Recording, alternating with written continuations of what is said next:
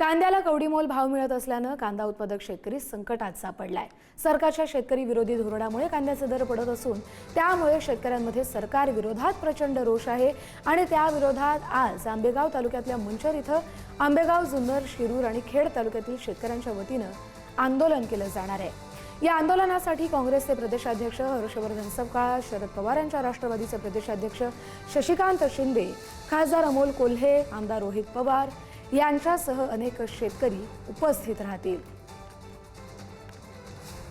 कांद्याचा एमएसपीच्या सूचीमध्ये समावेश करणं ही अत्यंत महत्त्वाची गोष्ट आहे, कारण एकीकडे जीवनावश्यक वस्तूंच्या यादीमध्ये कांदा आहे आणि त्यामुळे तो एमएसपीच्या सूचीमध्ये येत नाही, परंतु जीवनावश्यक वस्तूंच्या यादीतून काढून किंवा या दोन्ही गोष्टींमध्ये कुठेतरी एक समन्वय साधला गेला पाहिजे। एक ठराविक एमएसपीची रेंज ही कांद्याला दिली गेली पाहिजे की एका रेंजपर्यंत हा कांदा एमएसपीच्या सूचीमध्ये असला पाहिजे। जिथे महागाई भडकण्याचा विचार असेल त्या दृष्टिकोनातून त्यावेळी त्याला जर एक प्राइस कॅप आपण लावू शकलो, एक प्राइस विंडो एमएसपीची आपण जर कांद्याला देऊ शकलो तर कांदा उत्पादक शेतकऱ्यांना नक्की दिलासा मिळेल।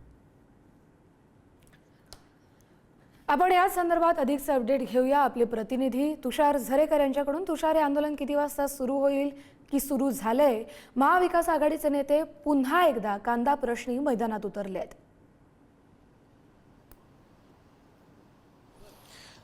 नक्कीच कस्तुरी, एकंदरीत जर आपण पाहिलं तर मी सध्या मंचर या ठिकाणी आणि मंचर ज्या ठिकाणी ही जी बोरवाडी आहे या परिसरातच हे आंदोलन होणार आहे। 10:30 वाजता खरं तर हे आंदोलन सुरू होईल असं खरं तर आयोजकांकडनं सांगण्यात येत आहे। महाविकास आघाडीतील अनेक नेते खरं तर या आंदोलनामध्ये उपस्थित राहणार आहे। त्यासाठी मोठा बंदोबस्त या संपूर्ण परिसरामध्ये लावल्याचं पाहायला मिळतंय। खेड असेल, आंबेगाव असेल, जुन्नर असेल, शिरूर असेल, येथील जे शेतकरी आहेत ते मोठ्या संख्येने या आंदोलनासाठी उपस्थित राहणार आहेत। तर दुसरीकडे जर आपण पाहिलं तर आमदार रोहित पवार यांच्या नेतृत्वात हे संपूर्ण जे आंदोलन आहे ते होताना एकंदरीत पाहायला मिळतंय। काँग्रेसचे प्रदेशाध्यक्ष असतील, त्यानंतर राष्ट्रवादीचे प्रदेशाध्यक्ष असतील, शिवसेना उद्धव ठाकरे गटाचे आमदार असतील, त्यानंतर त्यांचे नेते असतील, ते या संपूर्ण कार्यक्रमाला उपस्थित राहताना एकंदरीत पाहायला मिळतील। मोठ्या संख्येने खरं तर शेतकरी या ठिकाणी उपस्थित राहताना एकंदरीत दिसून येतील।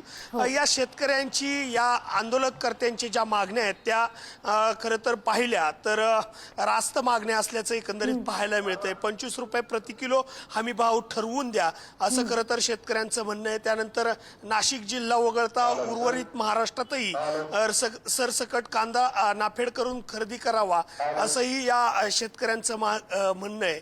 आणि जर आंध्र प्रदेशातल्या शेतकऱ्यांना जर मदत केली जात असेल तर महाराष्ट्रातल्या शेतकऱ्यांनी काय केलंय, महाराष्ट्रातल्या शेतकऱ्यांना का मदत होऊ शकत नाही असाही प्रश्न खरं तर हे शेतकरी उचलताना एकंदरीत पाहायला मिळतं आहे। त्यामुळे हे संपूर्ण जे आंदोलन आहे ते काही वेळात सुरू होईल।